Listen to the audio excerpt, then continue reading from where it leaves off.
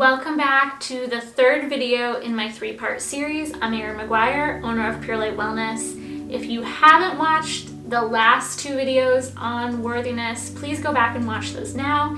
This is a three-part series that's all connected in how it's laid out. So you want to get all that information and do those little exercises that I ask you in those other two videos. Hit that little bell if you like this video, and don't forget to subscribe to our channel so that you always get the latest in these videos. We put one out every single week. We talked about where unworthiness and not good enough comes from, how it shows up in your life, steps to turn it around, and today it's all about seeing yourself as worthy and valuable. The first thing I want to share with you is a little scenario that came to me when I was doing some research on unworthiness. So the metaphor I want to give you today is that we talked about in the first video that unworthiness, really, when we're seeing ourselves as unworthy or worthy, worthiness comes from value. If I see myself as not so valuable, I'm not going to treat myself that way. So I want you to think about this, not to be materialistic, but I want you to think about this for a moment in the terms of something materialistic, and that is rings.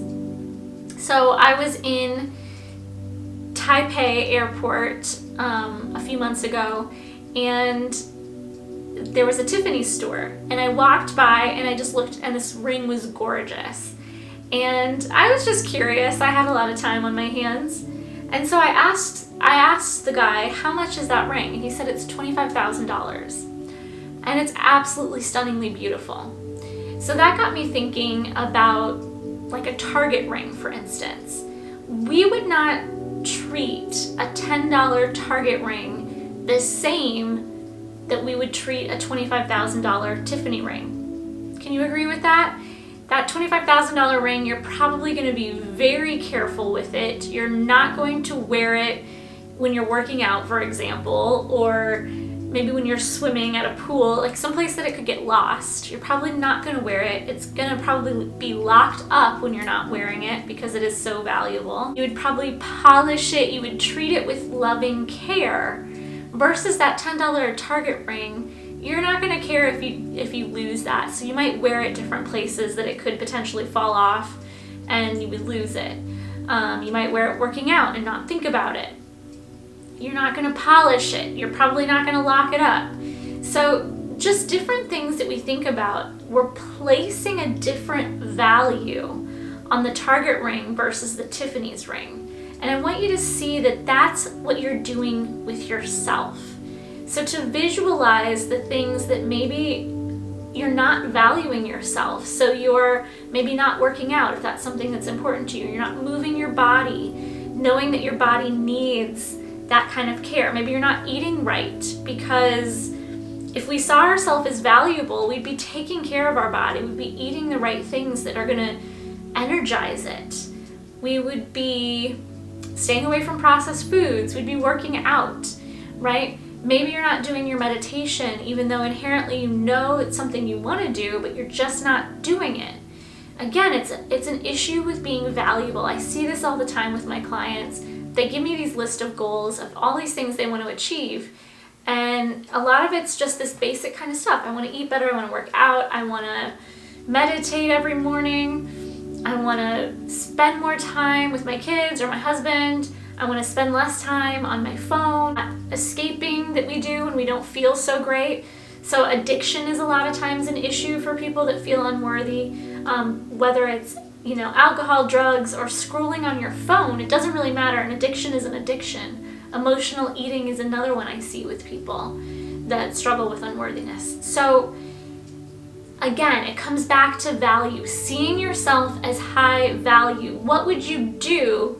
How would you act if you were a high value person? If you felt valuable? Would you work out 3 times a week and take care of your body? Would you eat better? Would you meditate? Would you spend quality time with your family and friends? Would you do the things you know you need to do for your self-care? I think you know where I'm going here. So we really want to change the lens through which we see ourselves. Of not being valuable, like a $10 Target ring, to that of that $25,000 Tiffany ring, and how we would do things differently. So I want you to journal on that today. how would I treat myself if I felt valuable, if I was a high value person? And if it's really hard to put yourself in that position, then I want you to think about somebody in your life that you know, or a celebrity.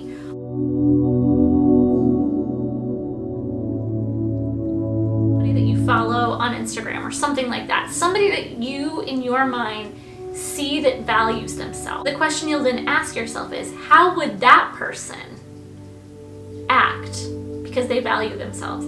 How does that person feel? How do they act? What would they do?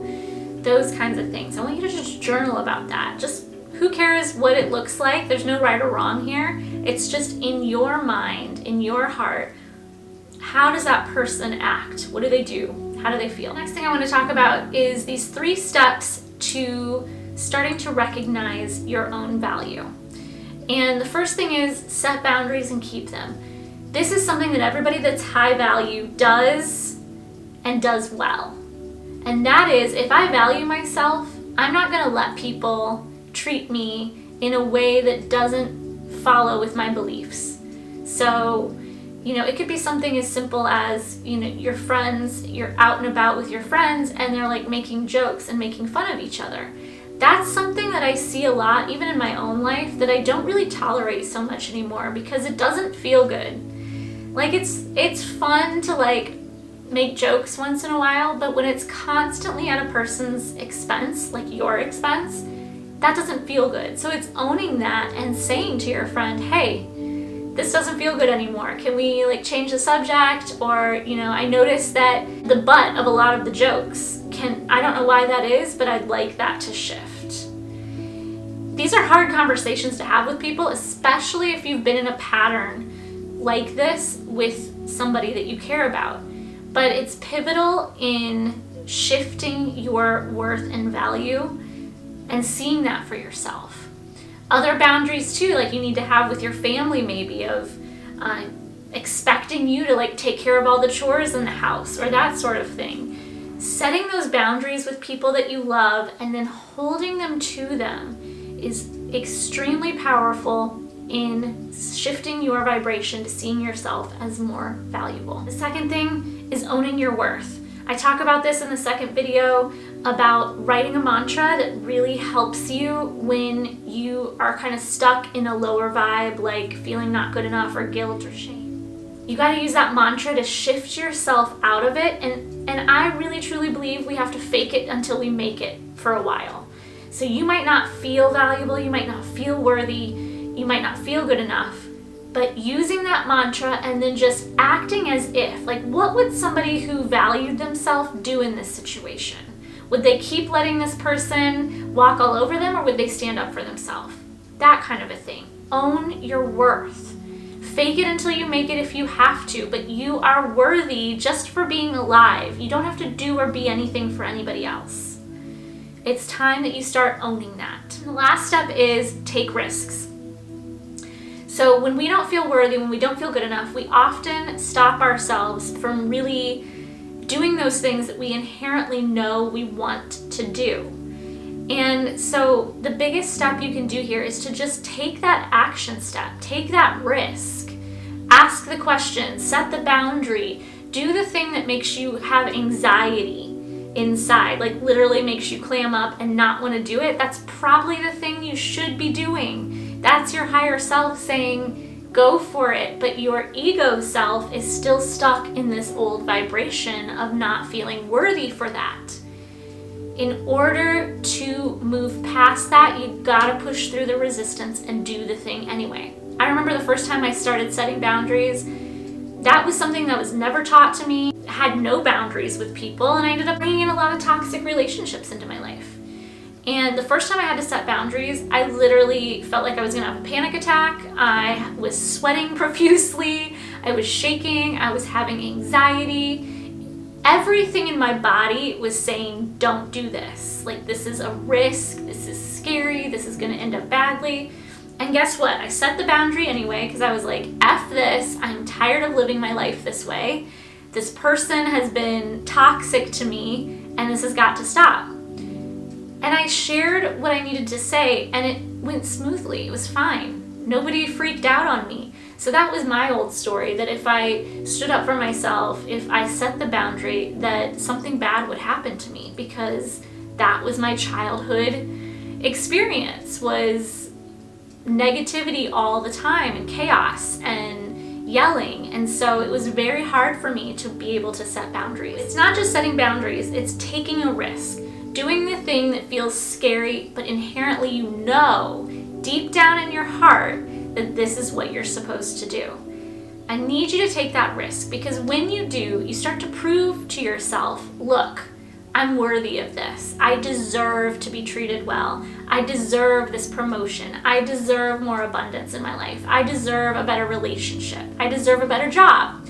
Whatever the thing is, when you take the risk, you set in motion a new belief pattern, and it's going to get easier and easier to own your worth and to claim it. So I know that sounds scary, but it's the most powerful step you can do in order to shift this vibration. So I just want you to answer this question for this last statement. If I already felt worthy, what's one thing I could do, or what's one risk that I could take right now?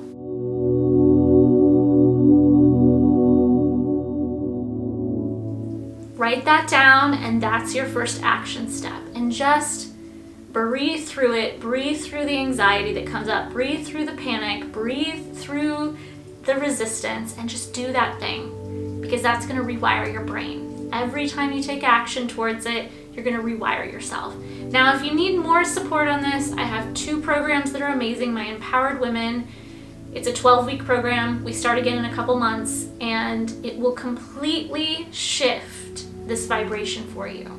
With my guidance every single week, I'm there to help guide you through it. I also have a 21-day healing program that also works on this, as well as some other aspects of healing that needs to happen in your life, mind, body, spirit, before we can really kind of get that ball rolling. So those 2 links will be below this video. I'm here to help you. I'm here to support you in this. I want to see you succeed.